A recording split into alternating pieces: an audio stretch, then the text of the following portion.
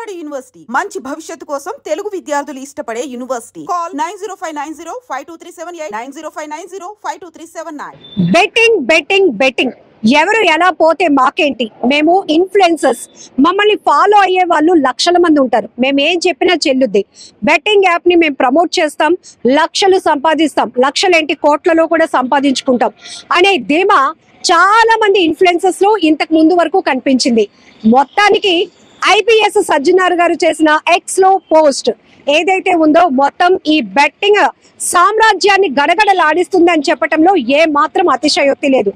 ఆంధ్ర తెలంగాణ పోలీసులు కూడా betting apps ను ప్రమోట్ చేసిన ఎవరైనా వాళ్ళ బ్యాక్గ్రౌండ్ ఏదైనా ఇచ్చి పడేస్తున్నారు, కేసులు ఫైల్ చేస్తున్నారు.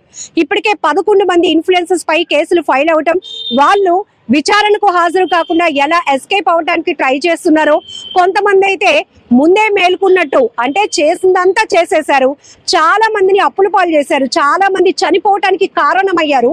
ఇప్పుడు ఏమీ తెలియలేనట్టు మమ్మల్ని క్షమించండి, మాకు తెలియక చేశాము, ఇకపై చెయ్యము అంటూ ఏవేవో తమ వాదనలు వినిపించే ప్రయత్నం చేస్తున్నారు. కానీ జనాలు ఎవరు వినటానికి సిద్ధంగా లేరు కదా. ప్రతి ఒక్కరూ కడిగి పాడేస్తున్నారు. ఎందుకంటే వీళ్ళు చేసింది ఎంత పెద్ద నేరం అంటే చాలా మంది చావులకు కారణమైన ఈ ఇన్ఫ్లుయెన్సర్స్ ని కఠినంగా శిక్షించాలనే డిమాండ్ పెద్ద ఎత్తున వినపడుతోంది. మనతో పాటు అడ్వకేట్ పలక శ్రీరామూర్తి గారు ఉన్నారు, ఆయనతో మాట్లాడదాం. సో మన వైజాగ్ నుంచి తీసుకుంటే ఓ ఇద్దరు ఉన్నారు, టోటల్ గా 11 మంది పైన కేసులు కూడా నమోదయ్యాయి. ఏం చెప్తారు? 11 మంది కాదండి, వందలాది మంది ఉన్నారు. ఏంటంటే వాళ్ళ స్వార్థ ప్రయోజనం చూసుకుంటున్నారు. సమాజం ఏమైపోతుంది, రాష్ట్రం ఏమైపోతుంది, దేశం ఏమైపోతుంది అన్నది ఎవరు ఆలోచించలేదు. ఓన్లీ వాళ్ళ స్వార్థం వాళ్ళు బాగుండే చాలు. వీళ్ళు ఏం చేస్తున్నారంటే ఇతరుల మీద దాడి చేస్తున్నారు, జులుము చేస్తున్నారు. ఏంటంటే అక్రమంగా సంపాదించడం, బ్లాక్ మనీ అనమాట. ఆ బ్లాక్ మనీని వైట్ మనీగా కన్వర్ట్ చేసుకుంటారు. ఈజీ వే మనీ సంపాదించడం, ఇతరులను మోసం చేయడం, వాళ్ళ జీవితాలతో ఆడుకుంటూ వాళ్ళ ప్రాణాలు కూడా తీయడానికి వీళ్ళు వెనకాట్లేదు. అంటే వాళ్ళు ఆర్థికంగా వాళ్ళు ఇబ్బంది పెట్టేస్తున్నారు. ఇంక చాలా మంది ఏం చేస్తారంటే ఇంక జీవితం లేదనుకోని వాళ్ళు చనిపోతున్నారు. ఆ విధంగా చాలా మంది చావులకి కారణం అవుతున్నారు ఈ బెట్టింగ్ యాప్స్ ఎవరైతే చేస్తున్నారో, ప్రమోట్ చేస్తున్నారో.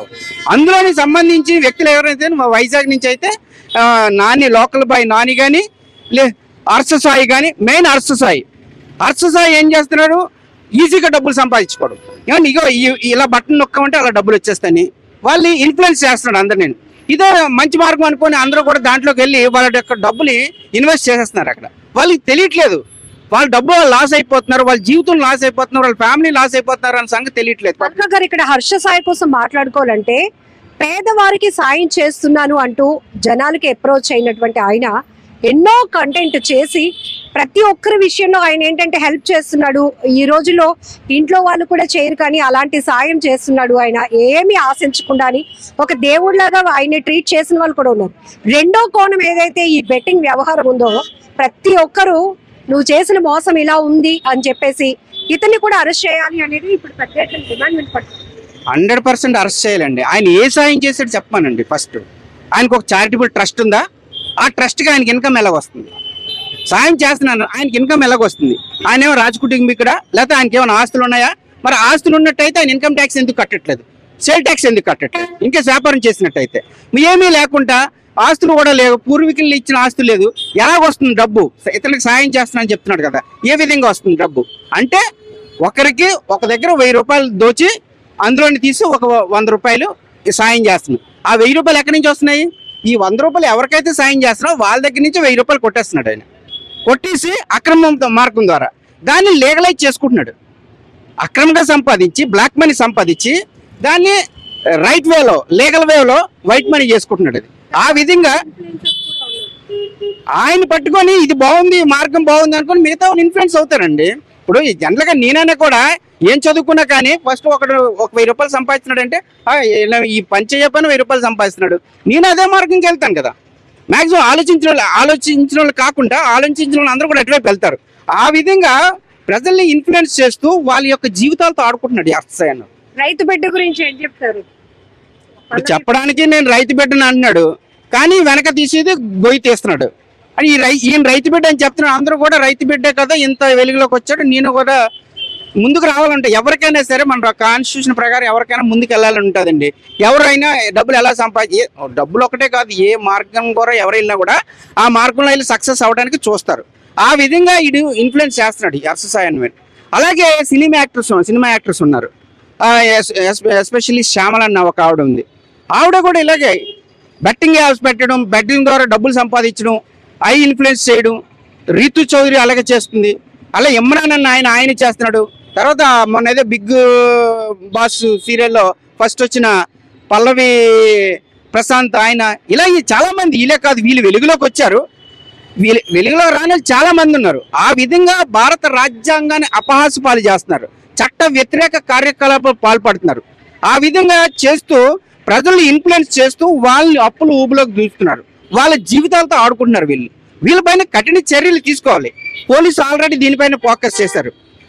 సజ్జనార్ గారు ఐపీఎస్ ఆఫీసర్ ఎవరైతే ఉన్నారో ఆయన కరెక్ట్ స్టెప్ తీసుకున్నాడు. ఎక్కడెక్కడ ఇలాంటి జరుగుతుంది, సమాజానికి ఎక్కడ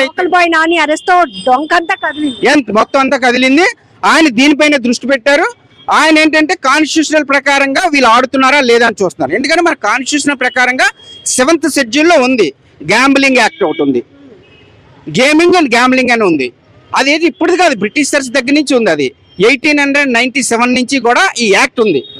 దాని ప్రకారం ఏంటంటే దాంట్లో 3rd షెడ్యూల్ ఉంటాయి, 7th షెడ్యూల్. 7th షెడ్యూల్లోనే 34 యాక్ట్ ప్రకారంగా స్టేట్ కూడా ఒక యాక్ట్ షేరింగ్ ఉంటుంది. అంటే స్టేట్ గ్యాంబ్లింగ్ యాక్ట్ వేరు, సెంట్రల్ యాక్ట్ వేరు. స్టేట్కి ఏంటంటే ఏ స్టేట్ కావాల్సిన వాళ్ళ పరిధిలో వాళ్ళు చేసుకోవచ్చు. ఆ విధంగా ఎందుకు పెడతారంటే గవర్నమెంట్ ఉన్న ప్రజలకి ఎంటర్టైన్మెంట్ ఇవ్వడం కోసం, సక్రమ మార్గంలో వెళ్ళి ఎంటర్టైన్మెంట్ ఇవ్వాలి. అలాగే వాళ్ళకి ప్రభుత్వానికి అమౌంట్ వచ్చే విధంగా ప్రభుత్వం కాన్స్టిట్యూషన్లో ఉంది, అది 7th షెడ్యూల్లో. దీన్ని వాళ్ళు వ్యతిరేకించి అవన్నీ పక్కన పెట్టేసి ప్రభుత్వం చేస్తుంది కదా మేమెందుకు చేయకూడదని చెప్పేసి వీళ్ళు అక్రమార్జన కోసం వీళ్ళు ప్రజల యొక్క ప్రాణాలతో జీవితాలతో ఆడుకుంటున్నారు. పలక గారు ఒక మాట చెప్పండి. సజ్జనార్ గారు ఎప్పుడైతే పోస్ట్ చేసి అటు ఏపీ డీజీపీ గారికి, వైజాగ్ సిపి గారికి ఆయన ట్యాగ్ చేసిన తర్వాత ఇమీడియట్ గా నాని ఒక వీడియో రివీల్ చేశాడు. అంటే నన్ను క్షమించండి, నేను చదువుకోలేదు, 2వ తరగతే చదివాను, నాకు తెలియక చేశాను అని. అయినా కూడా ఎక్కడ స్పేర్ చేయకుండా ఇమీడియట్ గా రిమాండ్ పంపారు.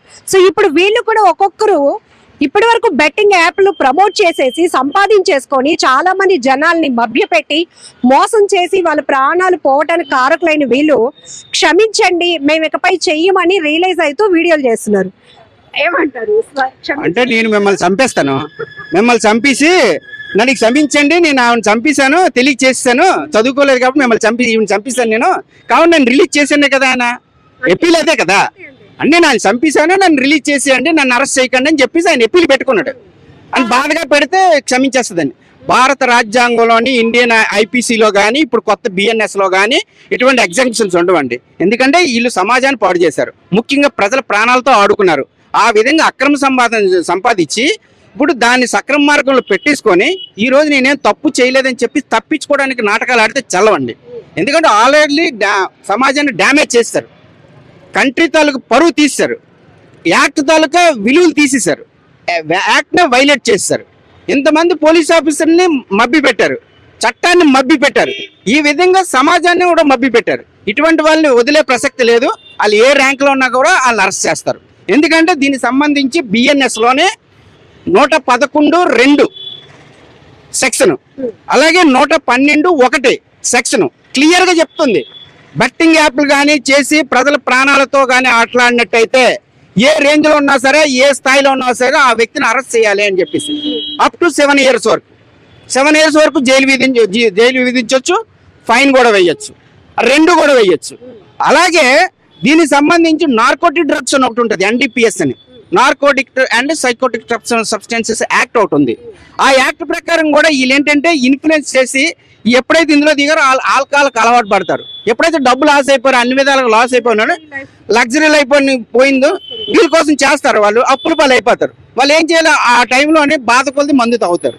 మందు తాగడం వల్ల ప్రాణాలకి హాని కలుగుతాయి. వాళ్ళు లివర్ పోతుంది, కిడ్నీలు పోతాయి, అయిపోతుంది, ఇవన్నీ పోతాయి. ఆ విధంగా ఆ యాక్ట్ కూడా ఇంప్లిమెంట్ అవుతుంది, ఇక్కడ. అలాగే ఈడీ అండర్ చేసుకోలేదు. ఎన్ఫోర్స్మెంట్ డైరెక్టరేట్ లో ఇన్వాల్వ్ అవ్వాలి. ఇది money laundering case. Money laundering case ఉంది 2002లోనే మనీ లాండరింగ్ యాక్ట్ ఉంది. మనీ లాండరింగ్ యాక్ట్ ప్రకారం వీళ్ళు డబ్బులు ఏంటంటే ఒక డబ్బులు బ్లాక్ మనీని తీసుకెళ్లి వైట్ మనీగా కన్వర్ట్ చేస్తాను లీగలైజ్డ్ గా. దానికి వీళ్ళు సహకరిస్తున్నారు. అంటే ఇది ఒక గ్యాంగ్. వీళ్ళు ఒక్కడే బయటకు వచ్చిన పేర్లు ఒకటే కాదు మనం లేకపోతే ఇది ఒక number of teams, number of persons ఉంటారు. ఇది ఒక టీము. ఇటువంటి వ్యక్తుల వల్ల టోటల్ కంట్రీ తాలూకు ఇన్ఫ్లుయెన్స్ పోతుంది, కంట్రీ లాస్ అయిపోతుంది. అలాగే సమాజంలో ఉన్న వ్యక్తులపైన తీవ్రమైన ప్రభావం పడుతుంది. కావున ఇటువంటి వ్యక్తులందరినీ కూడా బిఎన్ఎస్ యాక్ట్ 111(2) ప్రకారంగా అలాగే 112(1) ప్రకారంగా అరెస్ట్ చేయాలి. అలాగే ఇందులో ఐటీ యాక్ట్ కూడా పెట్టవచ్చు. ఐటీ యాక్ట్ లోని సెక్షన్ 66(c) అలాగే సెక్షన్ 66(d) ఇవి పెట్టచ్చు. దీంతో పాటు గేమింగ్ యాక్ట్ అని ఉంటుంది. గేమింగ్ యాక్ట్ 1975లో పెట్టారు. దాంట్లోని సెక్షన్ 3 పెట్టవచ్చు, సెక్షన్ 3(4) పెట్టవచ్చు. ఈ అన్ని సెక్షన్ ప్రకారంగా వీళ్ళందరినీ అరెస్ట్ చేయాలండి. నార్కోటిక్ డ్రగ్స్ పెట్టొచ్చు, ఎన్డీపీఎస్ కింద పెట్టొచ్చు, యాక్ట్ కింద పెట్టొచ్చు, గేమింగ్ యాక్ట్ కింద పెట్టొచ్చు, గేమింగ్ యాక్ట్ సెక్షన్ 3(4) కింద పెట్టొచ్చు, ఇన్ఫర్మేషన్ టెక్నాలజీ యాక్ట్ ప్రకారంగా సెక్షన్ 66(c) పెట్టొచ్చు, సెక్షన్ 66(d) పెట్టొచ్చు. అట్లాగే కాన్స్టిట్యూషన్ లో ఉన్న ఫండమెంటల్ రైట్స్ ఏవైతే ఉన్నాయో అవన్నీ కూడా వీళ్ళు వైలేట్ చేశారు. ఫండమెంటల్ రైట్స్ ఉన్నాయి 19 to 22 వరకు.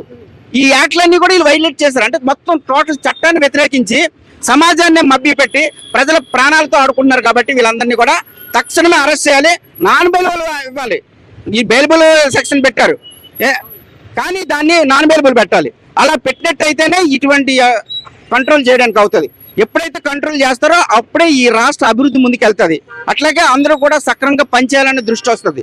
లేని పక్షులు ఇవన్నీ ఎంటర్టైన్మెంట్ యాక్సెప్ట్ చేశారు అనుకోండి, చేస్తే ఎందుకంత కష్టపడ్డాం, ఇలాగెళ్తే కోట్ల రూపాయలు వస్తున్నాయి, 60 లక్షలు 70 లక్షల రూపాయలు కార్లు కొనుక్కుంటున్నారు, 3 కోట్లు 4 కోట్లు బిల్డింగ్లు కట్టేస్తున్నారు. ఇలా కట్టే ఈజీ వే కదా. ఫారెన్ ట్రిప్స్ రోజుకొక దేశం వెళ్ళి వచ్చేస్తున్నారు. రోజుకొక దేశం. మన పక్క ఊరు వెళ్ళాలంటే మనం ఆలోచిస్తాం ఆయన ఎంత ఖర్చు అవుతుందని.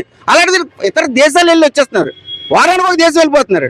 ఆ విధంగా ప్రజల డబ్బుతోటి ప్రజలను మోసం చేసి ప్రజల డబ్బుతోటి వీళ్ళు విదేశాలకు వెళ్ళి అక్కడ ఎంజాయ్ చేసి ఇక్కడ ఉన్న సీక్రెట్స్ కూడా అతను ఇతర దేశాల్లో వీళ్ళు అమ్ముకుంటున్నారు. చెప్పకూడదు కానీ ఎందుకు చెప్పమంటారా, ఇక్కడ ఉన్న ఇన్ఫర్మేషన్ అంతా కూడా వీళ్ళు వెళ్తారు, అక్కడికి వెళ్తారు, ఏదో దేశంలో ట్రై చేస్తారు, వాళ్ళు ఇక్కడ సమాచారం కోరుకుంటారు, వాళ్ళు వచ్చి ఇక్కడికి రాలేరు.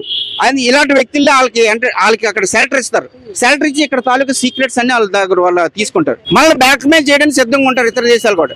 ఆ విధంగా వీళ్ళు ఉపయోగపడుతూ సమాజానికి ఆ విధంగా ఉపయోగపడుతున్నారు ఇతర దేశాలకి, మనకు కాదు. మన తాలూకా వ్యక్తుల జీవితాలతో ఆటలాడుకుంటున్నారు. కావున వీళ్ళందరిపైన కూడా బిఎన్ఎస్ 111(2), బిఎన్ఎస్ 112(1), అలాగే ఇన్ఫర్మేషన్ టెక్నాలజీ 66(c) పెట్టాలి, 66(d) పెట్టాలి. అలా అవసరమైతే సెక్షన్ 66 ఇన్ఫర్మేషన్ టెక్నాలజీ 70 కూడా పెట్టాలి. 70 పెట్టినట్టయితేనే ఇది కరెక్ట్ సెక్షన్ పడుతుంది.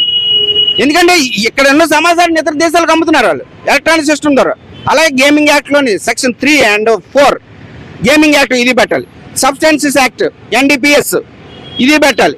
కాన్స్టిట్యూషన్ లో రైట్ ని ఏదైతే వైలేట్ చేశారు కాబట్టి దానిపైన 420 కూడా పెట్టచ్చు. అంటే పాతది ఇది 420, ఇప్పుడు సెక్షన్ మారేది, కొత్త సెక్షన్ దాని ప్రకారంగా పెట్టాలి. ఆ విధంగా వెళ్ళినట్టయితేనే మనం ఈ బెట్టింగ్ యాప్ ను ఆపగలుగుతాం. ఇందులోని పోలీస్ ఆఫీసర్ అందరూ ఇన్వాల్వ్ అయినందుకు వాళ్ళందరికీ ధన్యవాదాలు. వాళ్ళకి మా న్యాయవాదిగా నేనైతే ఏ విధంగా సపోర్ట్ కావాలన్నా కూడా వాళ్ళకి ఇవ్వడానికి మేమైతే సిద్ధంగా ఉన్నాం. ఆ విధంగా ఈ సమాజాన్ని ముందుకు తీసుకెళ్దాం. సమాజాన్ని ముందుకు తీసుకెళ్ళడానికి మా న్యాయవాది పాత్ర ఎంతవరకు ఉందో మేము అందరూ కూడా సహకరిస్తాం. Thank you.